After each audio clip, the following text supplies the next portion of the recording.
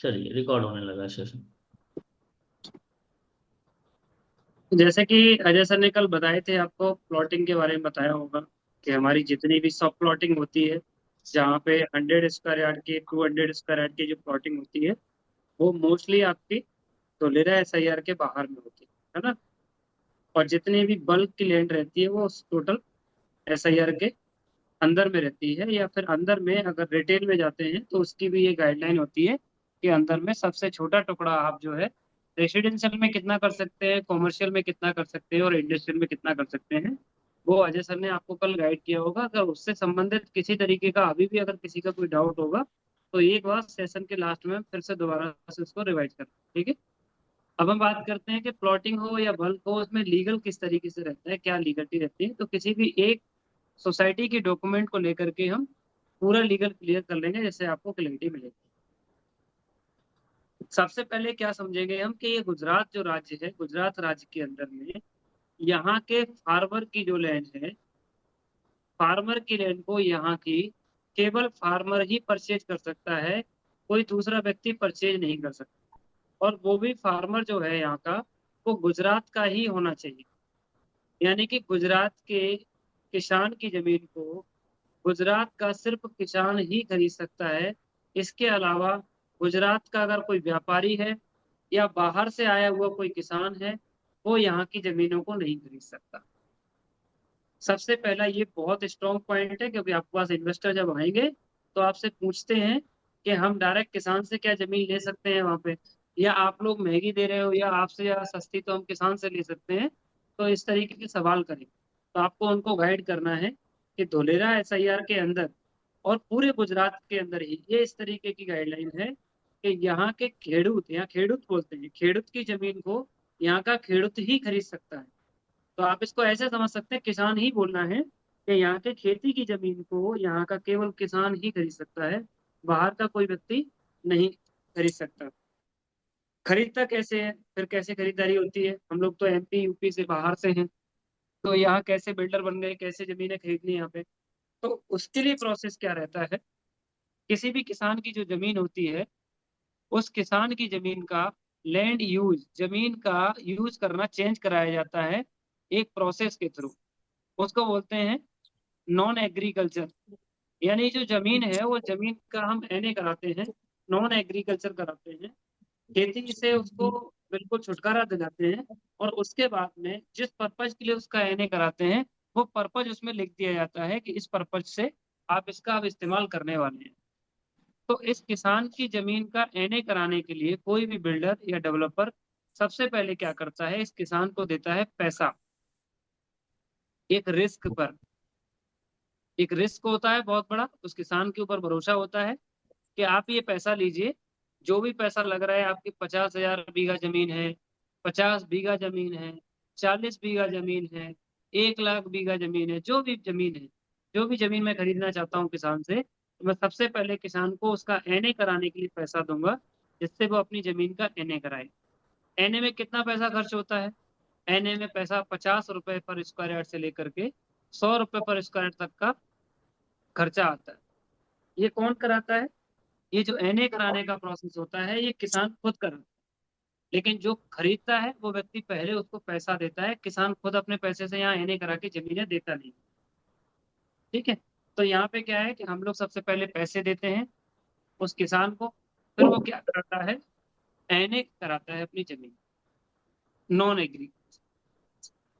अब ये मैं आपको लेके चल रहा हूँ SIR के बाहर की जमीन के बारे में, फिर थोड़ा सा अंदर लेके चलूंगा, बस सब सब कुछ क्लियर इसी में होगा। लेकिन अंदर बाहर में सिर्फ जमीन NA के बाद में कितनी कितनी मिलती है उसका थोड़ा अंतर समझा दूंगा, लेकिन प्रोसेस पूरा का पूरा सेम रहे। NA कराते हैं। अब NA कराने से पहले एक छोटी सी प्रक्रिया होती है, वो प्रक्रिया हमारे आपके यहाँ हर जगह चलती है। जब भी किस खेती की जमीन का NA कराया जाता है तो उससे पहले एक जाहिर नोटिस बोलते हैं, जिसको NOC भी बोलते हैं हम लोग। एक जाहिर नोटिस निकाला जाता है न्यूज़पेपर में।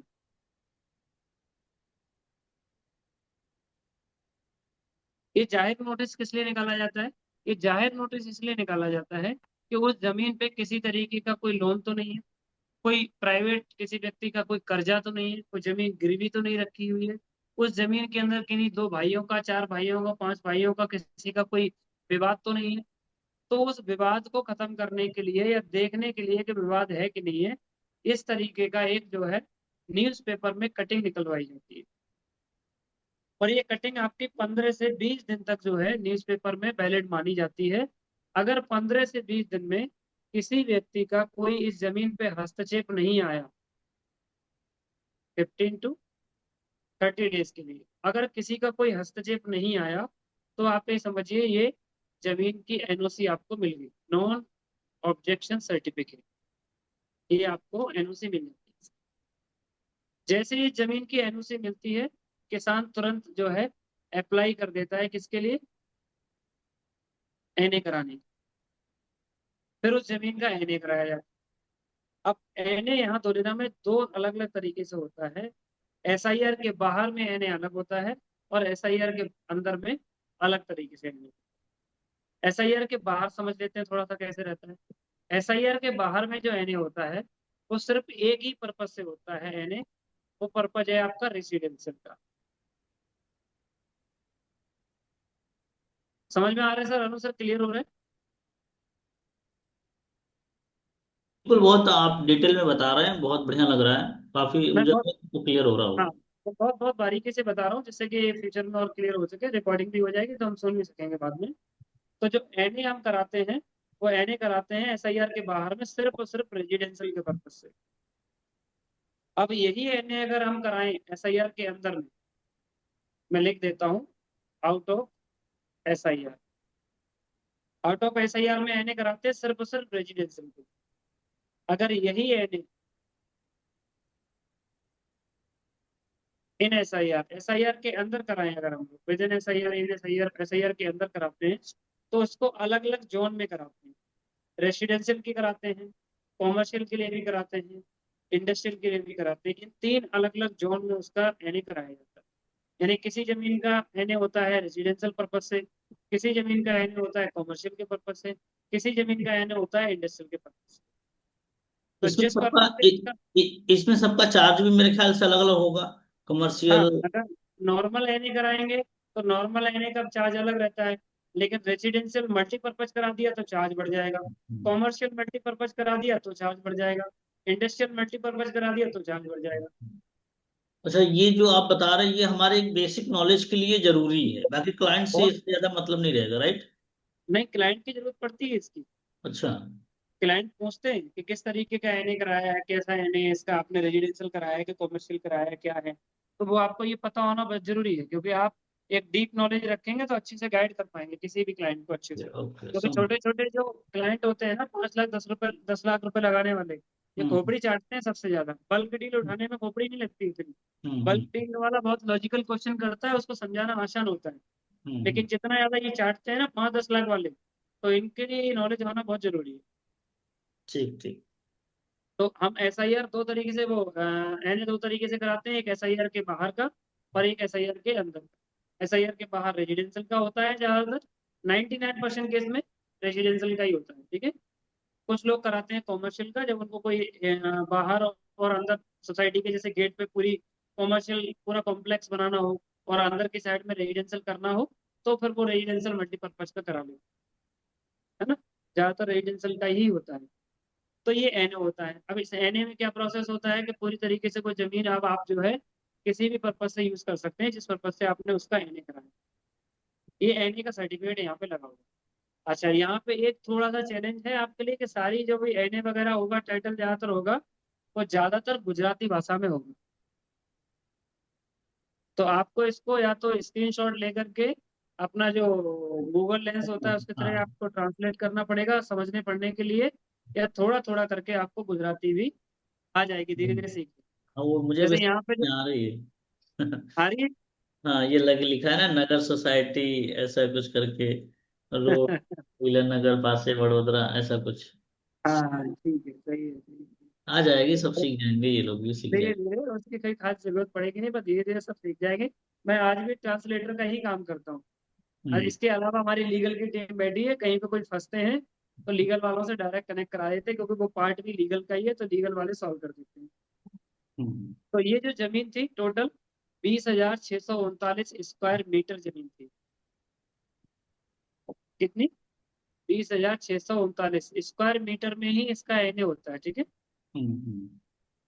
स्क्वायर मीटर को जब हम स्क्वायर यार्ड में बदलेंगे तो आप उसको मल्टीप्लाई कर लेंगे 1.196 से, ठीक है। लिख सकते हैं इस बात को आप ऐसे। ये कैलकुलेशन का एक सेशन और रहेगा, उसमें ये गाइड किया जाएगा। लेकिन ये एनए में आपको बहुत जरूरत पड़ेगी इसकी। यहाँ पे लिखा होता है स्क्वायर मीटर में, तो इसको आपको एरिया को स्क्वायर यार्ड में बदलना है। लगभग में 23-24 हजार का जमीन ये होगी। यहाँ पे इसका एनए कब हुआ था? 16/2/2026 को। अभी हम्म। 16 फरवरी को इसका एनए हुआ था। ये यहाँ पे लिखा हुआ है बिन खेती रहनेवास, रेजिडेंशियल के पर्पज से इसका एनए कराया। हम्म। तो ये एनए का पूरा सर्टिफिकेट इसमें लगा रहता है। ये हम किसी को भी डाल सकते हैं, कोई अपने एडवोकेट को दिखा सकता है। अब इसके बाद में हम आते हैं, सबसे पहला क्या था हमारा पहला पॉइंट? जमीन खरीदने से पहले यहाँ एनओसी, दूसरा एनए। अब हम कराते हैं इसका टाइटल। टाइटल में क्या? मैं आपको टाइटल की रिपोर्ट खोल देता हूँ, फिर आप क्लियर हो। टाइटल का थोड़ा अच्छा, सा डिफिनेशन बताइएगा हाँ कि टाइटल मतलब क्या। बिल्कुल बिल्कुल क्लियर कर रहा हूँ, मैं ओपन कर रहा हूँ उसको। टाइटल में क्या होता है? टाइटल के अंदर में आपकी पुरानी चेन क्लियर की जाती है। ये जमीन कितने लोगों के नाम अब तक रही है, इसमें कितने हिस्सेदार थे। किसी दादाजी ने बेची, अपने दादाजी ने अपने बेटे के नाम कर दी, बेटे ने नाती के नाम कर दी, नाती ने किसने के नाम की है। इस तरीके से पुरानी पूरी 50 साल तक की चेन इसमें खुल के आती है। ये देखो मैं आपको हम्म। दिखाता हूँ। ये देखिए पूरा रिकॉर्ड निकल के आता है। यहाँ हम्म। पे देखिए कब से रिकॉर्ड निकाला हुआ है हमने, 1995 से लेकर के फाइल। 2026 का। हम्म। इसको सर्च रिपोर्ट भी बोलते हैं। हाँ, जिसको हम अपने यहाँ बोलते हैं मुआयना कराना। अपने। मुआयना कराते हैं, बिल्कुल बिल्कुल हाँ। मुआयना कराते हैं। तो मुआयना, सर्च रिपोर्ट, टाइटल, ये सब वर्ड जो है कहीं पे बोलते हैं कि चेन क्लियर कराना, ये सारी चीजें हैं। तो लगभग में हम ज्यादातर मोस्टली कराते हैं। तो अपनी चेन जो क्लियर कराते हैं यहाँ पे टाइटल की, वो 45 ईयर्स की करा के चलते हैं, जिसमें सारी चीजें क्लियर हो जाती हैं हम्म। ज्यादातर, है ना? तो ये इसकी चेन क्लियर होती है टाइटल के अंदर, इसी को बोलते हैं टाइटल क्लियर।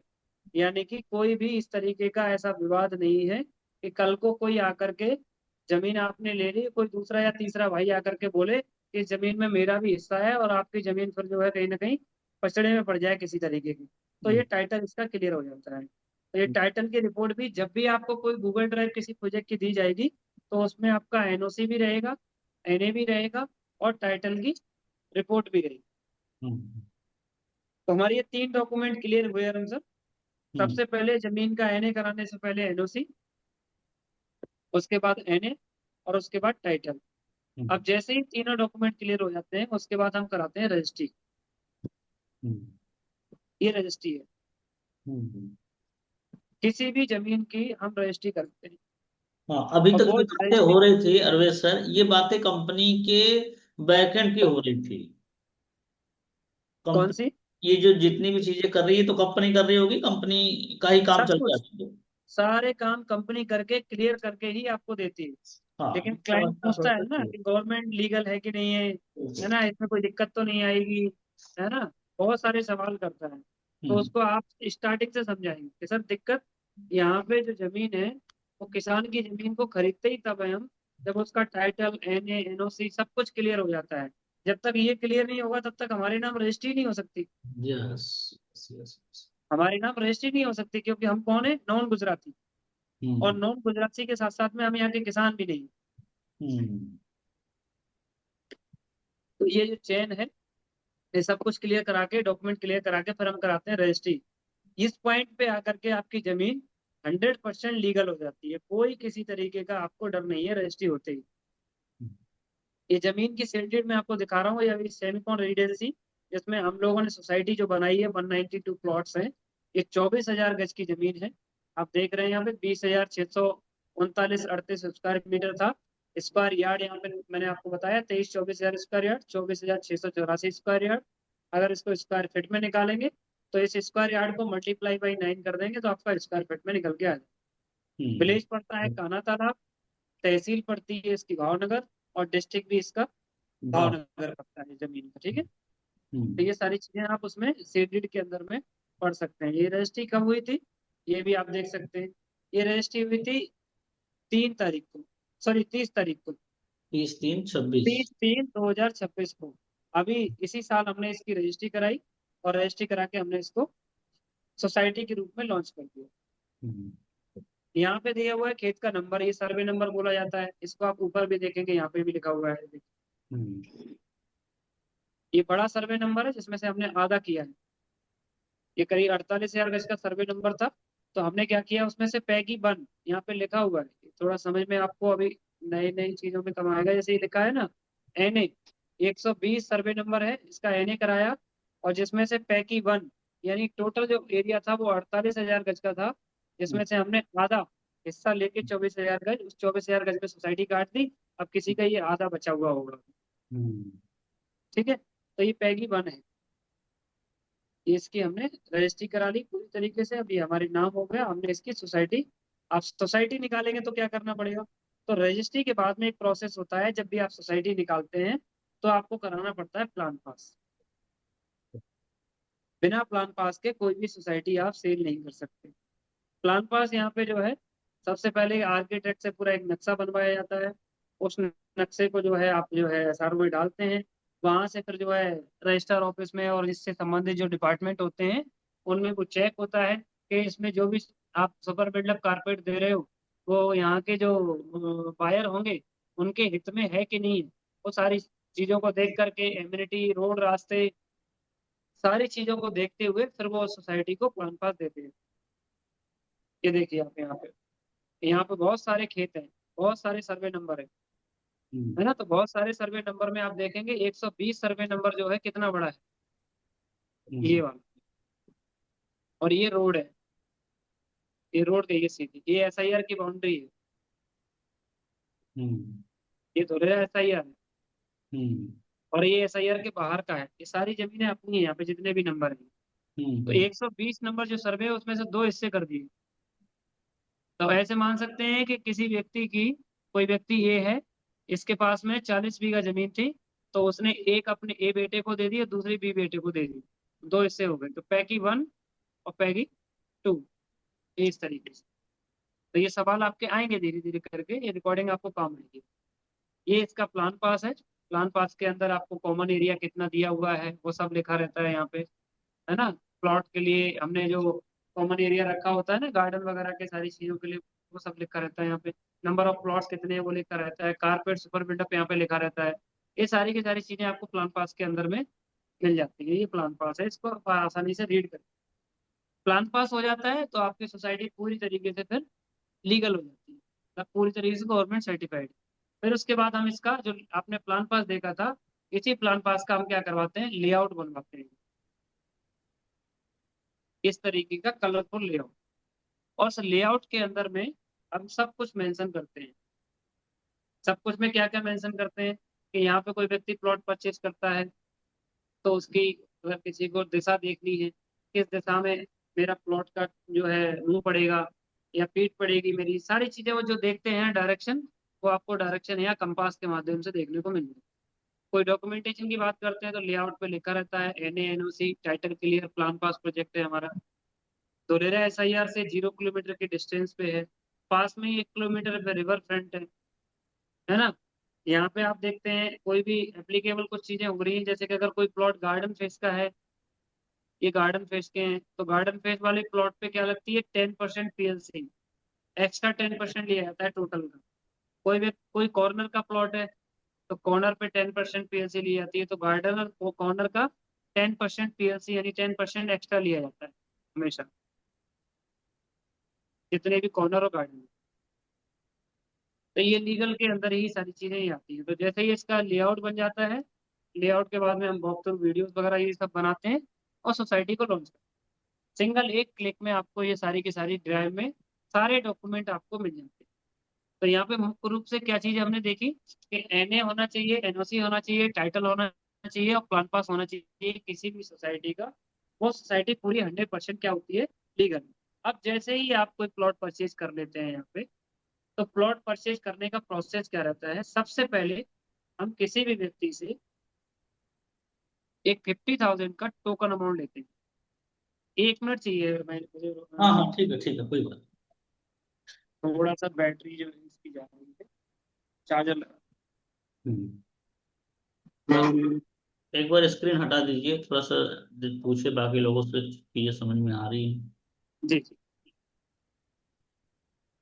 जी संगीता मैम, स्वाति मैम, समझ में आ रहा है? हाँ सर। यस सर, आ जी रहा सर, है, थोड़ा थोड़ा आ रहा है। जी। आ रहा है। थोड़ा थोड़ा कोई बात नहीं।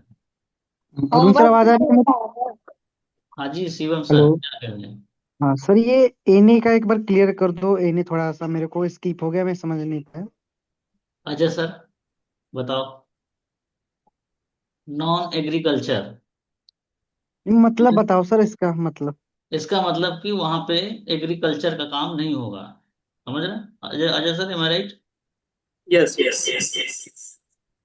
मैं आ गया पर करता हूँ, ठीक है। हाँ, मुझे लग रहा है आप लोग फुल फॉर्म क्या बोला सर? नॉन। एग्रीकल्चर नॉन जमीन। एग्रीकल्चर, बिन ओके खेती, सर।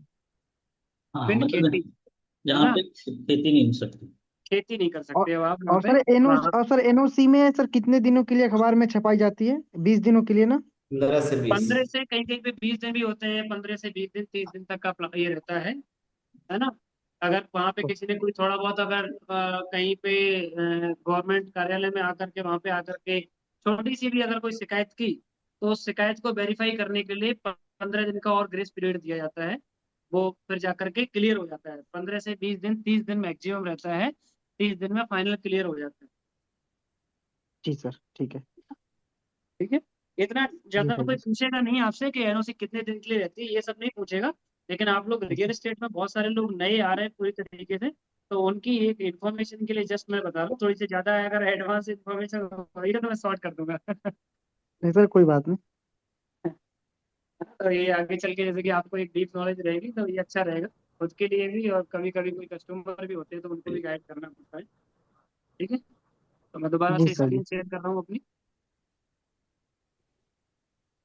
हम लास्ट में भी एक बार क्वेश्चन आंसर ले लेंगे जिससे कि और क्लियरिटी मिलेगी। तो पेमेंट कंडीशन की जैसी बात आती है यहाँ पे, पूरी प्रोसेस की लीगल के अंदर ही इसको क्लियर कर लेते हैं कि पेमेंट कंडीशन क्या रहती है। जैसे कोई भी सोसाइटी है तो उसके अंदर हम मेंशन कर देते हैं कि यहाँ पे हम आपसे जो है 51,000 का टोकन अमाउंट लेंगे, और उसके बाद में फुल पेमेंट 30 डेज के अंदर में ले लेते हैं। 51,000 का मिनिमम टोकन अमाउंट, और with in 30 days full payment. अब जैसे कोई प्लॉट है 100 स्क्वायर यार्ड का,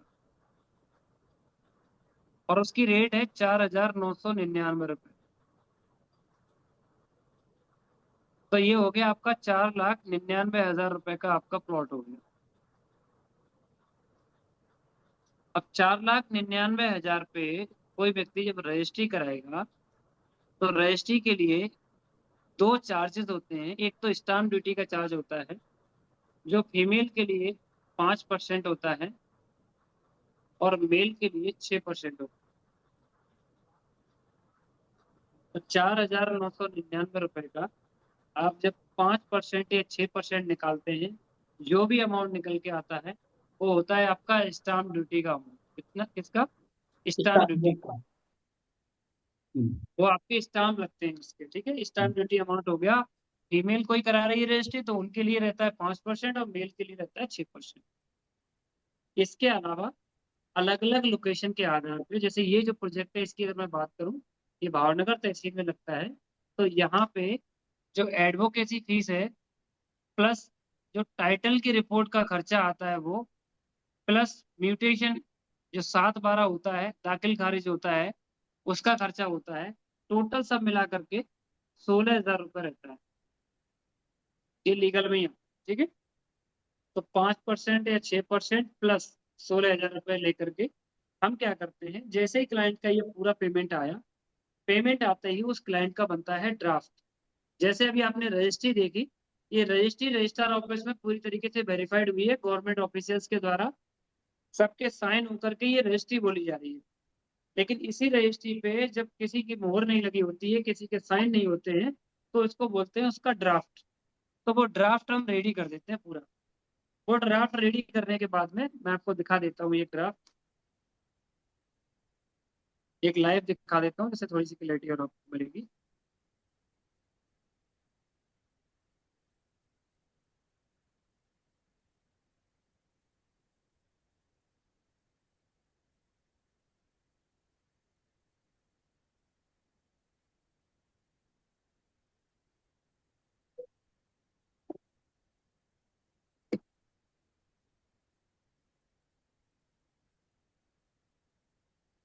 ये रहता है ड्राफ्ट। इसमें किसी तरीके का कोई साइन नहीं है, सिग्नेचर नहीं है किसी का। इसमें किसी तरीके की कोई मोहर नहीं लगी है, गवर्नमेंट के द्वारा सर्टिफाइड नहीं है। ये जस्ट एक फॉर्मेट हमने बना करके अपने क्लाइंट को भेज दिया कि आपने कोई प्लॉट नंबर 26, जिसका टोटल एरिया कितना है, 99.97 स्क्वायर यार्ड, ये लिखा हुआ है, स्क्वायर मीटर में 83.558, ये सुपर बिल्डअप एरिया है, जिसका कारपेट एरिया स्क्वायर यार्ड में 54.78 है। ये पूरा लिखा हुआ है। इसके अलावा उसने क्या क्या पेमेंट दिया है, पेमेंट, उसकी डिटेल, नाम, मोबाइल नंबर, ईमेल आईडी, सारी चीजें, उसकी एड्रेस वगैरह सब लिखा हुआ है उसमें। ये एक जनरल ड्राफ्ट बन के तैयार हो गया। अभी ये हम किसी भी क्लाइंट को भेज देते हैं, तो वो व्यक्ति क्या करता है, इस ड्राफ्ट को अच्छी तरीके से रीड करेगा, और रीड करने के बाद में उसके अगर नाम में स्पेलिंग में कहीं गलत है, या उसका एड्रेस में कोई गलती हो रही है, कहीं पे कोई छोटी मोटी मिस्टेक भी होती है, वो व्यक्ति उधर से अपनी उस मिस्टेक को बता देता है कि ये मिस्टेक है। उसको हम यहाँ पे करेक्ट करवा देते हैं, और करेक्ट करवा करके फिर हम ई चालान जनरेट करते हैं। गवर्नमेंट की वेबसाइट पे एक 32A फॉर्म होता है, वो अप्लाई करना होता है, 24 से 48 घंटे के अंदर वो फॉर्म आ जाता है। और उस फॉर्म को प्रिंट करके और इस ड्राफ्ट को प्रिंट करके हम क्या करते हैं, अपने क्लाइंट के घर भेज देते हैं बाई कुरियर। तो इस पे फिर क्या होता है, जहां जहाँ पे साइन करने होते हैं वहां पे वो व्यक्ति साइन करता है, जहां पे उसको थंब लगाना होता है थंब लगाता है, जहां पे उसको जो है फोटो लगाना होता है फोटो लगाता है। और ये सब कुछ करने के बाद में उसको वो डायरेक्ट हमारे पास में कुरियर कर देते हैं हमारे ऑफिस के लिए। उसके बाद में हमने क्या करना होता है कि रजिस्ट्रार ऑफिस में रजिस्ट्री कराने के लिए स्लॉट होते हैं। कभी भी जाकर के यहाँ रजिस्ट्री नहीं होती है, आपको ऑनलाइन स्लॉट बुक करना होता है। तो हमारी जो लीगल की टीम है वो क्या करती है, स्लॉट बुक करती है रजिस्ट्रार ऑफिस में। जिस दिन का स्लॉट मिलता है, फिर उस दिन उस प्रॉपर्टी का ऑथराइज पर्सन, जैसे या तो जो मोहन भाई साहब है उनके नाम जमीन होगी तो वो जाएंगे। वो अगर नहीं जाते हैं तो उन्होंने क्या किया है, पावर ऑफ अटॉर्नी दे रखी है किसी न किसी को, या तो अपनी वाइफ को, या अपनी कंपनी के किसी भरोसेमंद एम्प्लॉय को, किसी न किसी को उन्होंने पावर ऑफ अटॉर्नी यानी अपनी पूरी की पूरी अथॉरिटी दे रखी है। वो व्यक्ति वहां रजिस्टर ऑफिस में जाकर के रजिस्ट्री करा देता है। यहाँ पे केवल सेलर को रजिस्ट्री कराने जाने की आवश्यकता होती है, यहाँ बायर को रजिस्टर ऑफिस में जाने की कोई आवश्यकता नहीं होती है। ये बहुत ज्यादा इंपॉर्टेंट पॉइंट है, इसको आप नोट करके रखिए। ये क्लाइंट आपसे बार बार पूछेगा कि सर हमें रजिस्ट्री करवाने आना पड़ेगा कि हो जाएगी। तो आप बता सकते हैं कि यहाँ गुजरात के अंदर में यहाँ सिर्फ सेलर को जाने की आवश्यकता होती है, बायर को जाने की आवश्यकता नहीं पड़ती है। तो आपकी रजिस्ट्री आपके घर बैठे बैठे हो जाएगी। मेरे ऐसे बहुत सारे क्लाइंट हैं जिन्होंने आज तक धुलेरा तक नहीं देखा है, सिर्फ अपने घर बैठ करके टोटल पैसा ऑनलाइन पेमेंट कर दिया, और आज उनकी रजिस्ट्री होके उनके घर पहुंच चुकी है। अभी जैसे आज भी हमने एक रजिस्ट्री है जो करनी थी हमें, लेकिन आज नहीं हो पाई। हमें फॉरेन कंट्री में वहां पे उनको कुरियर करनी है, वहां से वो साइन करेंगे और साइन करके वापस हमें यहाँ कुरियर कर देंगे, और उनकी रजिस्ट्री हो जाएगी। हमने ऑस्ट्रेलिया की रजिस्ट्री ऐसे कराई है, हमने कनाडा की रजिस्ट्री ऐसे कराई है, यूएसए की कराई है हमने, है ना, एक अफ्रीका की रजिस्ट्री हमने ऐसे कराई थी। बहुत सारी कंट्रीज में हमने रजिस्ट्री कराई है, और सेम प्रोसेस से ड्राफ्ट और चालान वगैरह सारी चीजें हमने उनको कुरियर की है, वहां से उन्होंने साइन करके भेज दिया है, और उनकी रजिस्ट्री यहाँ पे हो जाती है। तो ये पूरा रजिस्ट्री का एक प्रोसेस रहता है। जैसे ही स्लॉट जिस दिन होता है, जिस दिन उनकी रजिस्ट्री होती है, उसी रजिस्ट्री वाले दिन इंडेक्स एक कॉपी होती है, वो इंडेक्स कॉपी जो है हम क्लाइंट को पकड़ा देते हैं। ये आपकी रजिस्ट्री हो गई। मैं आपको इंडेक्स कॉपी भी दिखा देता हूँ कि रजिस्ट्री कैसे होती है, उसकी इंडेक्स कॉपी कैसे मिलती है। जिस दिन किसी की रजिस्ट्री होती है उस दिन हमें एक इंडेक्स कॉपी मिल जाती है, ठीक है। मैं आपको दिखाता हूँ, एक मिनट।